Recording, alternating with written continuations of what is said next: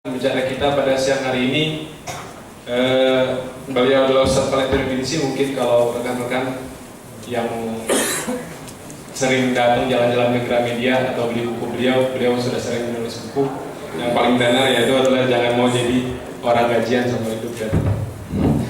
Dan kebetulan pada hari ini tema kita sedikit banyak tentang itu, yaitu membangun generasi pengusaha. Seperti itu. Mungkin untuk mempersingkat waktu, saya persilakan kepada Ustaz Valentino Binisi untuk memulai. Silakan. Bismillahirrahmanirrahim. Assalamualaikum warahmatullahi wabarakatuh. Waalaikumsalam warahmatullahi wabarakatuh. Innal hamdalillah allazi alafa baina qulubina fa asbahna bi ni'matihi ikhwana. Asyhadu an la ilaha illallah wa asyhadu anna Muhammadan abduhu wa rasuluhu la nabiyya ba'da. Allahumma shalli wa sallim ala habibina wa syafi'ina wa maulana Muhammad wa ala alihi wa ashabihi wa tabi'ahum bi ihsanin ila yaumil wa ba'd. Bapak-bapak, ibu-ibu, saudara-saudaraku, para suami yang dirahmati Allah. Beberapa tahun yang lalu di Darut Tauhid, di hadapan kurang lebih ribuan orang, ini ya lebih enak saya berdiri aja. Di hadapan ribuan orang, Hermawan Kertajaya, tahu ya Hermawan Kertajaya? Pakar marketing Asia Pasifik. Saya sempat beberapa waktu kerja di tempat beliau. Ngomong begini, ini di hadapan orang Islam semua, yang Katolik cuma dia sendiri. Kalian ini orang Islam harusnya lebih hebat dari saya, karena Nabi kalian, Nabi Muhammad itu pengusaha, sementara Tuhan saya, Yesus Kristus, hanya tukang kayu. Yang dimaksud Yesus Kristus itu Nabi Isa alaihissalam. Yang salah satu profesi Nabi Isa adalah carpenter, tukang kayu. Begitu dengar ini bilang, gila cing, saya dengar kayak gini. Ini yang ngomong orang Katolik nih, bukan orang Islam. Di depan ribuan orang Islam lagi. Apa maksudnya? Saya penasaran, saya cari, saya teliti. Dapat dalam bukunya Dr. Syafi Antonio, salah seorang guru saya juga beliau. Bagaimana Dr. Syafi Antonio itu membagi periode kehidupan Rasulullah Sallallahu Alaihi Wasallam 0 sampai 12, Rasulullah itu masa kanak-kanak. 12 sampai dengan 37 tahun, Rasulullah itu masa berbisnis. Rasulullah mulai berbisnis umur 12, membantu pamannya. Umur 17, bikin perusahaan sendiri, Muhammad Incorporation. Dan kemudian membawa barang-barang dagangan dari Mekah ya, sampai ke Syam, termasuk barangan Khadijah Al-Qurra yang kerap menjadi idola kita. Dari umur 37 Rasul begitu mapannya. Ini apa harus tahu juga nih. Rasulullah itu dilamar oleh Khadijah. Jadi Rasulullah itu dilamar oleh Khadijah. Dikasih mas kawinnya berapa? Mas kawinnya berapa? Ada yang tahu nggak? Nih Iwan, tahu nggak berapa? 20 ekor unta merah Al-Khamra yang paling bagus. Kalau saya suka bercanda, 20 unta merah itu kendaraan yang paling bagus pada saat itu. Kira-kira 20 ontak itu sebenarnya 20 Alphard lah sekarang kayak gitu kan. Jadi jangan mau nih aku dilamar dengan seperangkat alat sholat. Tega juga ini nih kalau melamar pakai seperangkat alat sholat gitu kan. Jadi Rasulullah itu bisa begitu karena memang sukses sebagai pedagang, sebagai orang pengusaha. Umur 37 kaya raya, kemudian saking kayanya udah semuanya dia prihatin. Karena urusan keluarganya udah selesai, urusan kantongnya udah selesai, dia prihatin sama rakyatnya. Kemudian bertahan di Gua Hira paling banyak di bulan Ramadan, full kalau selama Ramadan, di luar itu juga bertahan. Kemudian menjadi Rasul umur berapa? 40. Wafat umur berapa? 63. Tadi saya bilang, umur 12 tahun sampai umur 37 tahun menjadi pengusaha. Berapa tahun? 25 tahun. Umur 40 sampai umur 63 menjadi Nabi dan Rasul. Berapa tahun? 23 tahun. Ternyata Rasulullah itu lebih lama menjadi seorang pengusaha dibanding menjadi Nabi dan Rasul. Itu rupanya maksud Allah yang mau kerja. Satu, ya. Satu masih ingat. Dua. Saya ingin kasih contoh sahabat Rasul yang paling keras, yang paling ekstrim, yang paling kaku. Siapa? Umar bin Khattab. Coba, apa yang Anda tahu tentang Umar bin Khattab? Angkat tangan. Satu. Siapa di sini yang punya cita-cita jadi direktur utama Telkomsel? Ada? Satu doang. Nggak mungkin katanya Pak. Nggak mungkin katanya tuh. Mana yang bilang nggak mungkin tuh? Ya.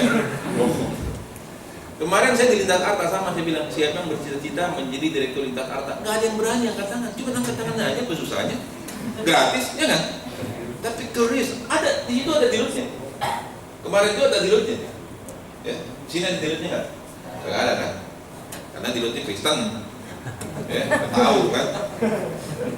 Jadi kadang-kadang curious, keberanian kita itu mengekspresikan apa yang ada di dalam diri kita nggak ada. Fa'iza azamta, apa lanjutannya? Fatawakal Allah. Kalau kamu sudah punya niat, punya semangat, punya tekad, punya impian, punya spirit, punya kemauan, fatawakal Allah. Tinggal tawakal sama Allah. Jadi kalau kagak punya apa-apa, nggak punya semangat, nggak punya kemauan, ya udahlah, memang nasib ente begini semua. Nasibnya jadi karyawan, jadi anak buah, ya. Memang curious, keberanian tidak ada. Saya ngomong kencang apa yang ada aja deh. Gua ngomong begini, mohon maaf deh. Gua di depan menteri, gua ngomong begini. Ya, gua ngomong di depan DPR, gua ngomong begini. Orang gua minta makannya sama Allah, kenapa gua takut? Kan gitu. Kembali kepada Umar. Apa yang antum tahu tentang Umar? Tanya, katakan. Nah, ada lagi. Al-Faruq, ya, Al-Faruq bainal haq wal batil. Ya, apa lagi? Nih bagian perempuan ini. Marsyanda tahu, Marsyanda? Agnes menikah tahu? Sahabat Rasulullah gak tahu, gitu kan? Afgan tahu, Afgan tahu gitu. Ini sahabat Rasulullah nih, apa? Badannya tinggi besar, ya. Udah tonton dari Umar kan? Umar itu Al-Faruq, takut orang sama dia, bahkan bukan cuma orang, setan juga takut sama Umar. Kalau ini lagi di jalan nih gang, ini ceritanya di gang, pas dua orang. Umar jalan di gang itu, setan dari ujung gang mau jalan, ada Umar kagak jadi dia balik dia. Setan pun takut, benar itu benar. Setan pun takut dengan Umar. Umar khalifah nomor berapa? Dua. Berapa tahun memerintah? 10 tahun. Di masa Umar bin Khattab memerintah itu 10 tahun, Islam ekspansi ke seluruh dunia. Nyebrang lautan Islam luas. Umar bin Khattab juga 10 di antara 10 yang dijamin masuk surga. Umar bin Khattab juga punya cicit yang bernama Umar bin Abdul Aziz. Jadi Umar punya anak namanya Ashim. Ashim itu dinikahkan dengan anak tukang susu. Ini khalifah nikahin anak sama tukang susu. It doesn't make sense. Gak masuk di akal. Khalifah itu bukan raja. Raja dari segala raja. Karena kalau raja atau presiden Iran, Irak, Yordan, Palestina itu raja-raja. Gubernur, presiden. Tapi khalifah itu semuanya yang kuasai.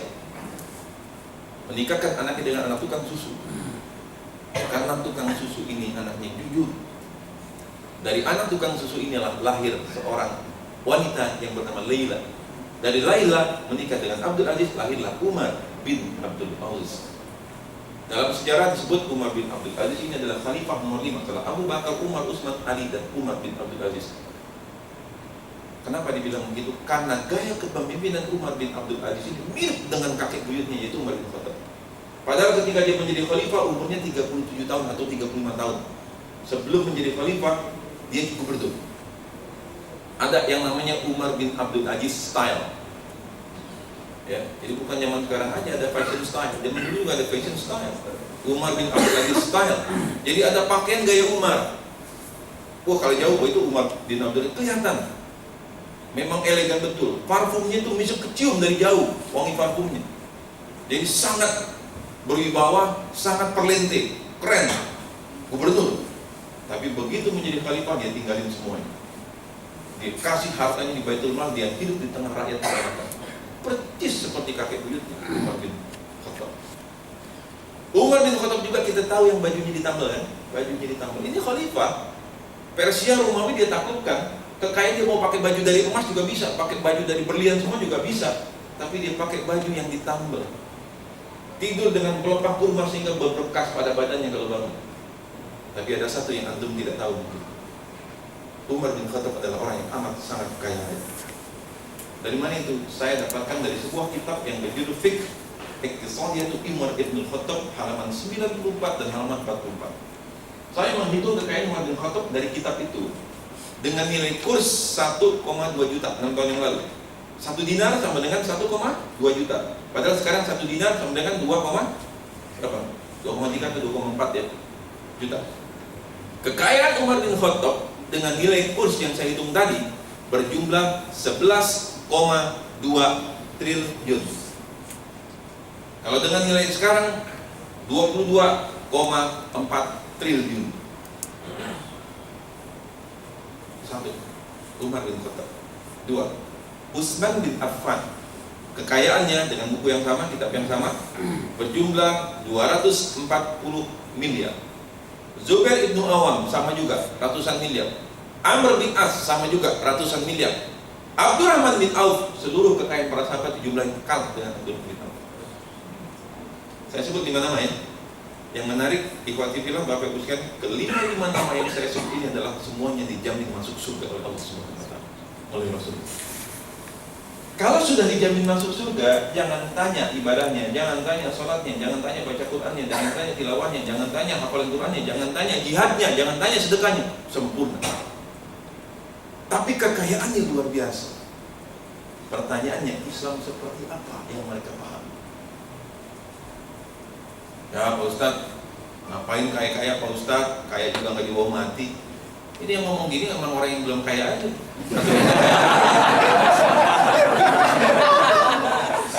Nggak kaya-kaya susah diputus asa. Tadi saya ceritain Rasulullah itu luar biasa, para sahabat itu luar biasa. Pemahaman yang seperti apa? Jadi nggak ada tuh kerja malas Pak Ustadz, ngapain Pak Ustadz? Malas, rajin-rajin kerja Pak Ustadz, rajin sama malas gajinya sama. Ini memang orang yang putus asa, karirnya nggak naik-naik. Nggak ada, dalam Islam nggak ada seperti itu. Maka saya bilang, saya pesan sama ini gampang. Saya pesan 2 aja nih Pak Ente. Ya, sama, saya karyawan 18 tahun seperti antum semua. Ya.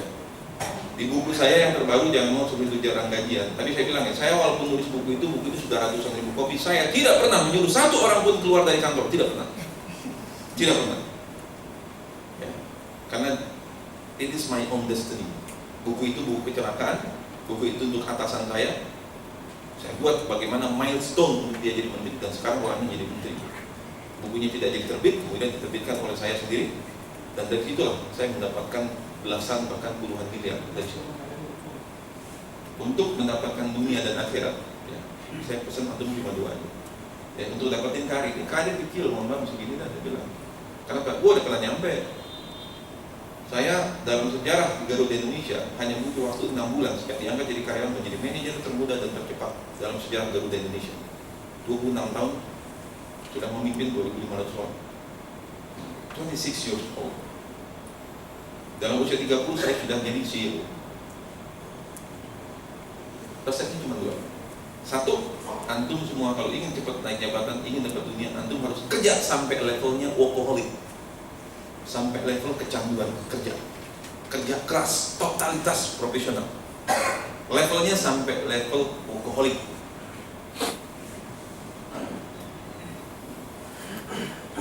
Apain Pak Ustadz rajin-rajin, saya kerja rajin-rajin diakui sama dia, sama atasan saya. Jangan, biarkan saja. Kan Allah bilang, wa kulik malu 905 surah 9 Taubah. Wa kulik malu fa sayarallahu amalukum rasul wal mu'min.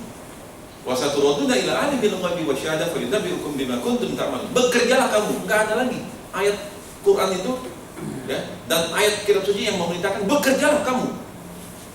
Sesungguhnya Allah dan Rasul dan orang-orang beriman akan melihat pekerjaan kamu. Wa qul imanu fa sayarallahu rasul wal mu'min wasaturaduna ila alimil ghaibi wasyahadah. Nanti kamu akan diberikan ilmu yang gaib dan ilmu yang nyata, empirik maupun yang metafisik. Fayunabbiukum bima kuntum ta'malun. Nanti akan Allah kasih lihat pekerjaan kamu.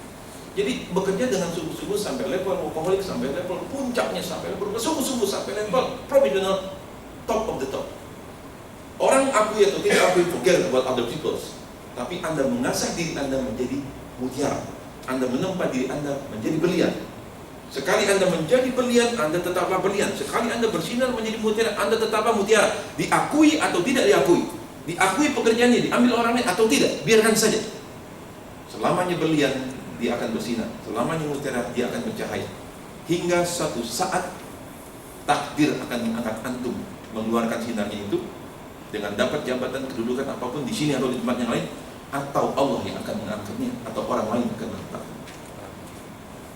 Jadi bekerja pada level top sampai pokok. Tapi ada komanya, mamanya nih. Jadi kalau saya ngomong konkret, gila betul orang itu kerja gitu, enggak, ada mamanya. Ketika sedang bekerja dengan sungguh-sungguh, berbisnis sungguh-sungguh, semuanya sampai level, sampai kecapean, sampai level yang paling puncak yang tidak sanggup lagi, performa kita keluar, tiba-tiba Allahu Akbar, tinggalin semua. Jawab tuh azan, tinggalin semuanya. Azan, Allah lebih penting. Allah lebih penting. Jawab azan, tinggal. Kalau lagi rapat, izin aja. Banyak kita nggak berani kan? Rapat, bosnya tidak rapat, juhur rapat. Terus lanjut, makan siang, di situ juga. Asar, rapat lagi, terus lagi, sampai maghrib. Kagak sholat zuhur, kagak sholat maghrib. Asar, lewat semuanya. Karena kita anak buah. Coba yang memimpin kan. Oke, teman-teman sekalian, ini Allah sudah manggil, kita stop dulu. Ya, kita sholat dulu, skorting 10 menit, setelah itu kita kembali lagi. Apa? Allah manggil, stop. Kenapa begitu? Ingat, hidup tidak selamanya lurus, hidup tidak selamanya mudah, hidup akan ada gini-gini. Kadang-kadang ujian Allah akan datang menimpa kita, dan kadang-kadang ujian itu datang bertubi-tubi. Demosi, jabatan turun, bahkan mungkin dipecat, mobil ketabrakan, rumah kerampokan, anak sakit, bini mati. Kalau bini mati kawin lagi katanya gitu. Suami mati dah. Itu di saat itu kagak kuat. Ujian datang bertubi-tubi itu nggak kuat. Secara manusia kita nggak kuat. Tapi jangan khawatir. Kalau itu menimpa kita, dan itu bisa menimpa siapa saja. Seperti saudara kita di Aceh kan. Di depan matanya dia lihat anak istrinya hanyut semua, rumahnya hancur, mobilnya hancur, anaknya mati semua, cuma dia yang selamat, kakinya pun putus. Siapa yang bisa begitu? Bagaimana bisa begitu? Di saat itu tenang aja, ambillah wudhu, sholat 2 rakaat, ngadu sama Allah, ya Allah begini, ngadu sama Allah. Dan ucapkanlah la haula wala quwata illa billahil aliyyil azim. Tidak ada daya upaya kecuali hanya kepada Allah yang alim. Dan ketika kita membaca doa itu, la haula wala quwata illa billahil aliyyil azim, ini ada diskusi. Allah jawab, wahai seluruh hambaku, makhlukku yang ada di langit dan di bumi, sesungguhnya si fulan bin fulan telah menyerahkan urusannya kepadaku, maka bantulah dia. Disuruh yang ada di langit dan ada di bumi, langit itu malaikat, burung-burung segala macam, dan ada di bumi itu manusia, burung, ikan, disuruh bantu kita, mendoakan kita. Karena kita sudah menyerahkannya kepada Allah. Kalau sudah seluruh makhluk yang membantu kita, insya Allah urusan kita selesai. Kalau kita kan enggak, Allahu Akbar, wah rapat terus. Selesai azan, enggak ada lupa baca doa. Qomat Allahu Akbar, asyhadu an la ilaha illallah, cuek juga.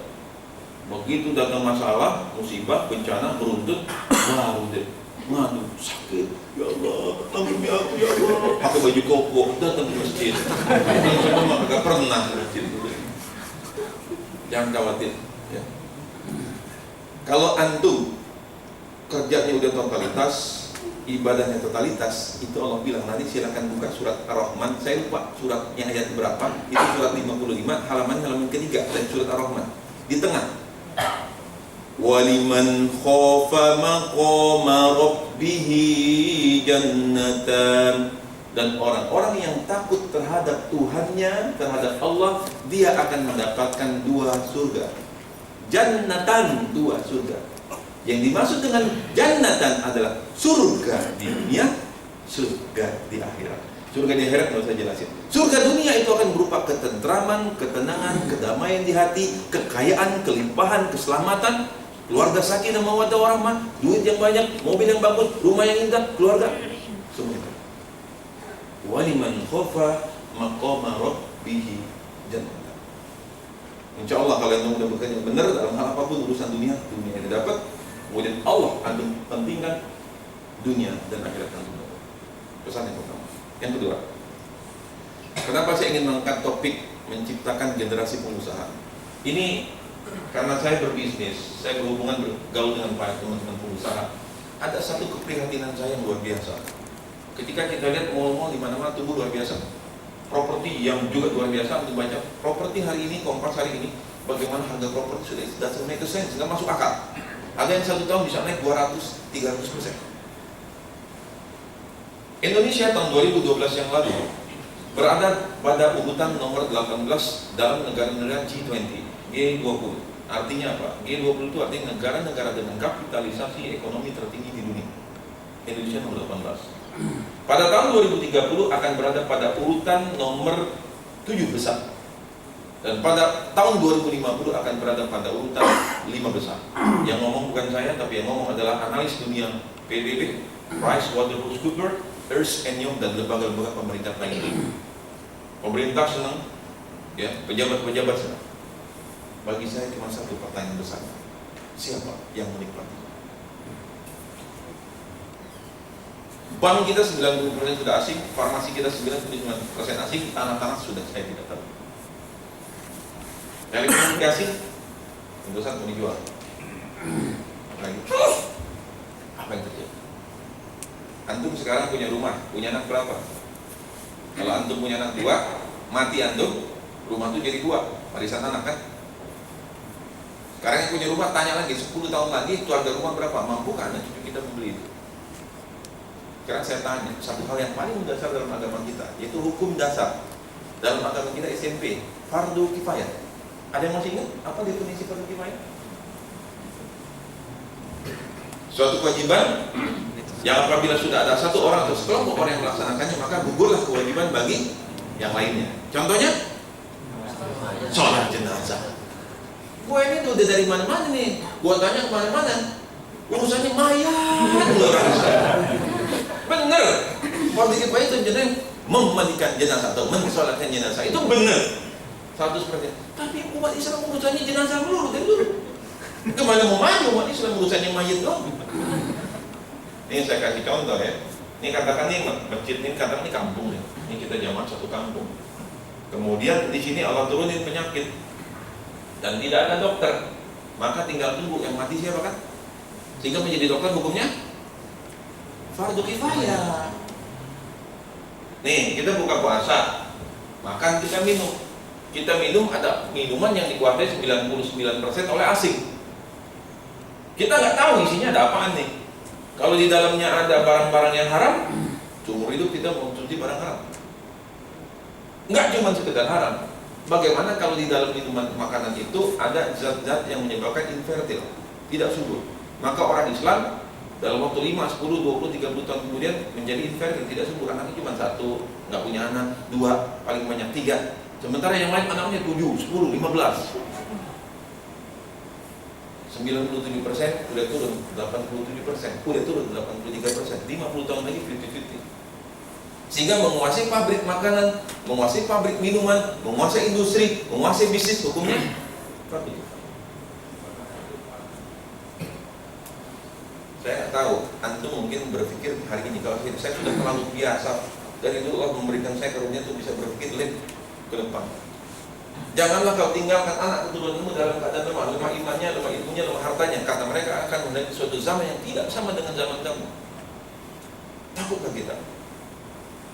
Indonesia ini pertumbuhan yang luar biasa, 6,2% berturut-turut selama 6 tahun.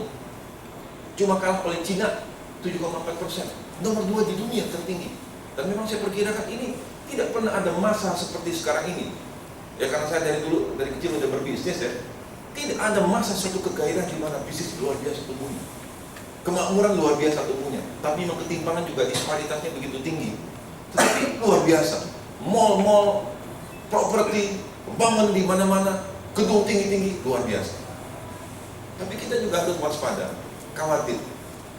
Makanya kemana-mana kalau kita ingin menikmati pertumbuhan ini, kita ingin anak cucu kita menikmati, maka saya kampanyekan di rumah, di kantor, di masjid, di gereja, di TV, koran, radio, surat kabar, saya cerita, teriak, satu keluarga, satu pengusaha, satu keluarga, satu pengusaha. Itu antara itu. Silakan antum bekerja, ya, antum bekerja. Anda nggak pernah nyuruh keluar kerja. Kalau perlu ente bekerja sungguh-sungguh sampai jadi pemimpin di sini.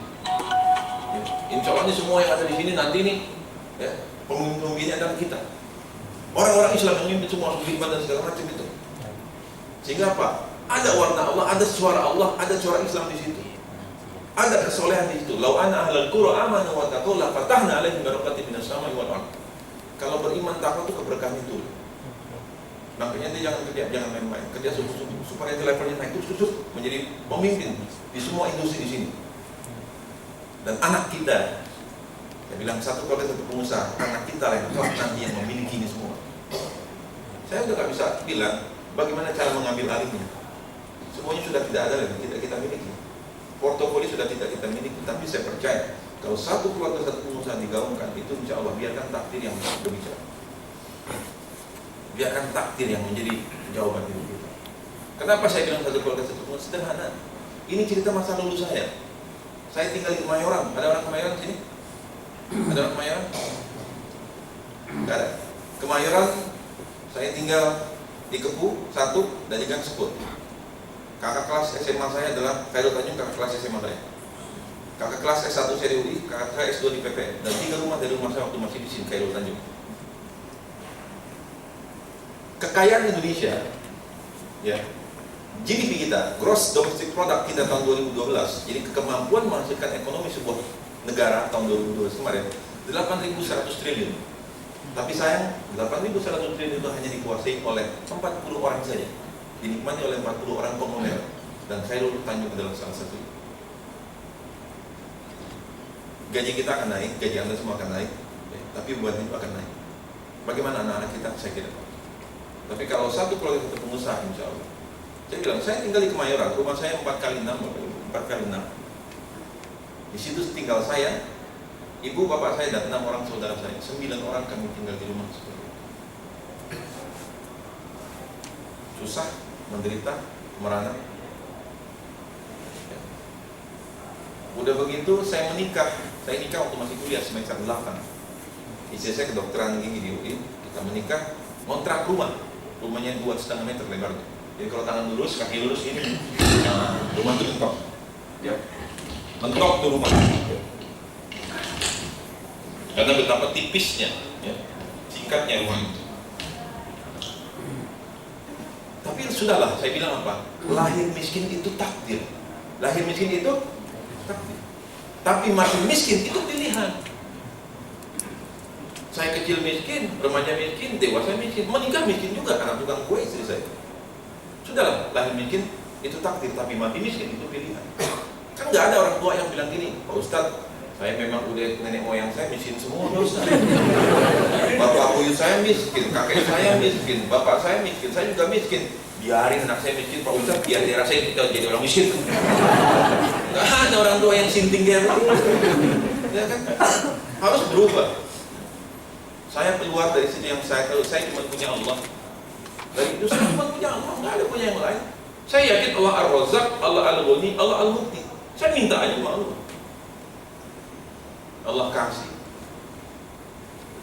Duit dari jutaan, puluhan juta, ratusan juta, miliaran, belasan miliar, sampai lebih dari 19 miliar. Hanya dalam waktu berapa? 3,5 tahun. Karena Allah Ar-Razzaq, Allah Al-Ghani, Allah Al-Muqti. Saya cuma punya Allah. Saya segera depan Allah aja. Wa liman khafa maqama rabbih jannatan. Allah akan berikan dua. Kejar Allah, maka dunia akan dapat. Kerja sungguh-sungguh. Nih kalau kita mungkin jabatan kagak naik-naik, duit masih kurang, rumah masih kecil aja, masih ngontrak, susah hidup kita. Sebabnya nomor satu, kita nggak segera menghampiri Allah. Dari mana kita masih mulai? Si Putra bilang begini, Valentino, pengusaha itu bisa dibentuk dengan 3 cara. Ya. Saya alhamdulillah karena saya penulis buku, saya bisa ketemu dengan orang-orang top. Saya dulu di rumahnya, Bu Sadino, Khairul Tanjung, Ciputra, Bang Rahmadi, Mulyadi Sudibyo. Hampir semua yang saya tulis di buku saya itu saya ketemu wawancara di rumahnya, di kantornya. Alhamdulillah. Pengusaha itu bisa dibentuk dengan 3 cara. Pertama, karena keturunan. Ya bapak moyang emang berusaha dia. Ya udah, otomatis dalam darahnya mengalir. Ikan bisnis. Nah kalau kita nggak ada keturunan itu. Yang kedua, karena lingkungan. Gimana nggak lingkungan? Lahirnya di ruko. Begitu lahir, lihat barang dagangan. Kita lahir di gubuk derita kan, yang diberikan kemiskinan. Ya sudahlah, kita lingkungan kagak, keturunan enggak. Maka yang ketiga, pendidikan. Makanya saya bilang, kami mendidik. Ini kami rumah satu kita saya ngomong di kantor, di masjid, saya ngomong di mana? Kenapa? Kalau anak keturunan kita ingin menikmati pertumbuhan, kalau anak keturunan kita ingin imannya tetap stabil, bahkan tumbuh, maka tidak ada cerita. Bahwa ke depan yang menjadi sangat penting adalah satu, tauhid, akidah, yang kedua adalah ekonomi. Kadal faqru ayatul kufur. Hampir-hampir saja kefakiran itu membuat orang jadi kafir. Ini kalau itu jadi anak buah, ente dikasuh sampai sama bos aja juga nggak bakal berani ngelawan. Tapi kalau ente jadi pemimpin, ente bisa menentukan kemana arah itu bergerak. Yang kedua adalah ekonomi itu harus dikuasai kita, bangsa kita ini. Kalau ingin kita memimpin bangsa ini lagi, makanya kami mulai dengan pendidikan, lewat tulisan, lewat seminar, lewat talk show, lewat di radio, di TV, macam-macam ngomong gini. Saya ngomong, paling nggak satu aja di keluarga kita ini yang suka jadi pengusaha. Alhamdulillah, kami 7 sarjana semua. Bahkan adik saya yang tinggal di Amerika. Karena cukup satu saja, dia akan bisa membantu saudaranya, dia bisa membantu orang tuanya. Bahkan dia bisa memberikan jaminan yang lebih baik bagi masa depan anak dan keturunannya. Tapi lagi-lagi semuanya adalah semata-mata karena Allah Subhanahu wa Ta'ala. Kalau kita semata-mata karena Allah, maka Allah akan turunkan pertolongan. Waliman khofa maqama rabbih jannatun. Paling tidak spirit, ya. Saya nggak pernah nyuruh keluar. Silakan kalau yang punya istri, yang istri bekerja, istri tidak bekerja, suruhlah istri Anda jadi pengusaha. Zaman sudah begitu canggih, hanya di ujung jempol atau di ujung telunjuk Anda sudah bisa melakukan bisnis. Tapi harus Anda didik for the next generation. Anak cucu kita harus satu di antara rumah tangga kita yang jadi pengusaha dan buat dia sukses. Ada 57 juta pengusaha keluarga di Indonesia, 57 juta keluarga. Anda bisa bayangkan, almost muslim. Kalau semuanya menjadi pengusaha dan sukses 57 juta itu, Indonesia bukan nomor 5. Indonesia akan menjadi nomor 1 di dunia. Dan kita menyongsong abad itu. Tapi sekali lagi, keimanan tauhid itu harus nomor 1. Maka saya doain kita semua yang ada di sini, termasuk saya juga, mudah-mudahan Allah jadikan kita orang yang sukses semuanya. Amin. Sukses dunia, sukses akhirat. Allah jadikan kita orang yang kaya. Tapi tambah kaya, tambah soleh, tambah kaya, tambah takwa, tambah kaya, tambah dekat sama Allah Subhanahu wa Ta'ala. Sebab kekayaan tanpa kesolehan, kekayaan tanpa ketakwaan, kekayaan tanpa dekat sama Allah cuma berujung di gedung seberang KPK atau masuk penjara yang kemudian kita nyesel. Lebih-lebih nanti di akhirat, fa yaumal qiyamati yuraduna ila asyadil azab. Di akhirat akan ada azab yang pedih. Tapi kalau kekayaan dengan kesolehan, kekayaan dengan ketakwaan, kekayaan dengan dekat sama Allah akan memberikan ketenangan, ketentraman, kedamaian, dan memberikan keberkahan. Kalau sudah berkah, insya Allah. Ya. Silakan antum bekerja sungguh-sungguh sampai levelnya adalah workaholic sehingga antum cepat jadi pemimpin di sini. Ya. Insya Allah mudah-mudahan seluruh segitiga emas ini pemimpin orang-orang yang beriman kepada Allah. Ya. Dan mudah-mudahan nanti anak cucu kita kelak yang menduduki gedung-gedung ini, yang mereka menjadi pemilik gedung-gedung universitas ini. Hanya dengan seperti itulah. Kenapa itu dilakukan dan kenapa para sahabat tadi hartanya triliun? Karena mereka mengerti. Hadis Rasulullah SAW mengatakan, nikmal malis soleh fil yadis soleh. Sebaik-baiknya harta adalah di tangan orang yang soleh. Ketika harta dikuasai oleh orang yang soleh, mereka akan memberikan manfaat kepada banyak orang. Mereka akan mengajak orang dekat kepada Allah Subhanahu wa Ta'ala. Mereka tidak menjadi orang yang ingin pamer, mereka ingin bergaya-gayaan, tidak. Mereka tetap hidup sederhana, tetapi melalui itulah mereka menjadikan baktinya kepada Islam, dan melalui kekayaan mereka miliki, mereka memberikan kemaslahatan, menyebarkan dakwah itu ke seluruh alam semesta ini. Wa ma arsalnaka illa rahmatan lil alamin. Dan tidaklah kami utus wahai engkau Muhammad kecuali memberi rahmat bagi manusia. Yang mudah-mudahan Ramadan yang sudah berlalu beberapa hari ini kita isi full dengan ibadah, dan mudah-mudahan Ramadan yang tersisa ini kita isi betul dengan tauhid kepada Allah, dengan full ibadah, dengan full istighfar. Dan mudah-mudahan Allah terima saum kita, sholat kita, qiyamul kita, sedekah kita, semua akidah kita, dan keluarlah kita dari Ramadan ini menjadi bersih, dan tularkan kebaikan itu, kebersihan itu, kesalahan itu kepada anak cucu kita. Karena nanti mereka lah yang akan melanjutkan kita. Mereka lah yang akan mengirimkan cahaya, mengirimkan doa ketika kita berada dalam tempat yang sangat gelap, liang lahat. Karena kita mengajarkan anak-anak kita dengan keimanan yang sama, maka mereka akan mengirimkan cahaya dalam tubuh kita. Aku qauli hadza fastaghfiruhu innahu huwal ghafurur rahim. Assalamualaikum warahmatullahi wabarakatuh. Waalaikumsalam. Oke, mungkin sebelumnya ada yang ingin bertanya. Kita masih punya waktu sekitar 5-10 menit. Kamu boleh bertanya. Ada yang ingin bertanya? Iwan atau Ahwat ya? Oh iya, silakan. Berdiri aja Mas. Assalamualaikum warahmatullahi wabarakatuh. Ustadz, gini, ada kalanya kita memang ingin menjadi seorang pengusaha nih. Tapi kalau menurut Ustadz itu kita mengawalinya seperti apa Ustadz?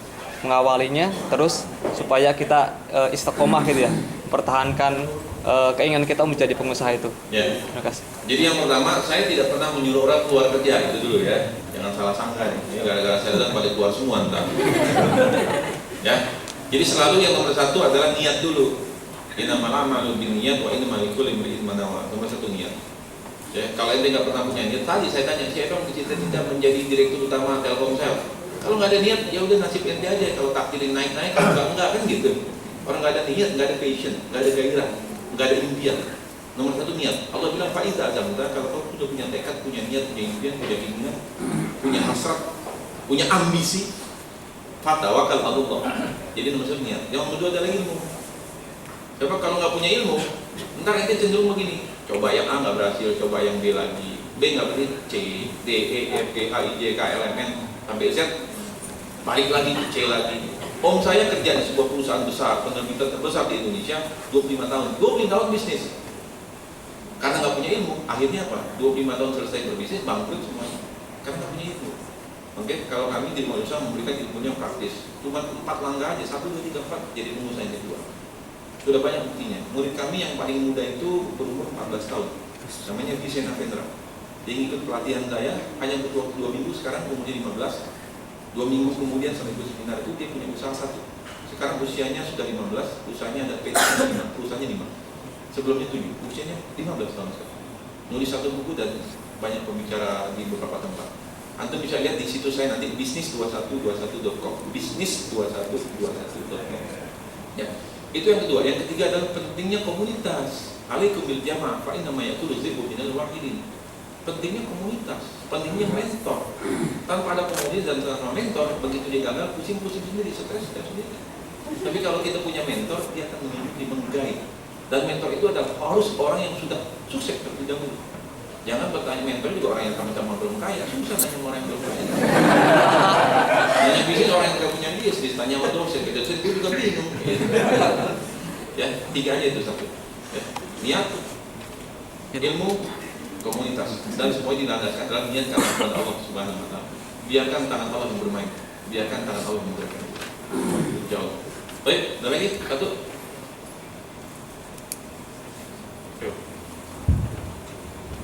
Baik, karena mungkin tidak ada pertanyaan lagi, mungkin sekarang ditutup dengan doa. Baik, sesuai dengan sunnah, mari kita tutup bersama-sama membaca hamdalah. Alhamdulillahirabbil alamin. Kafaratu majlis subhanaka allahumma wa bihamdika asyhadu an la ilaha illa anta astaghfiruka wa atubu ilaik. Astagfirullahalazim, astagfirullahalazim, astagfirullah. Baik, mungkin itu saja kajian Jumat kita kajian kita hari ini. Assalamualaikum warahmatullahi wabarakatuh.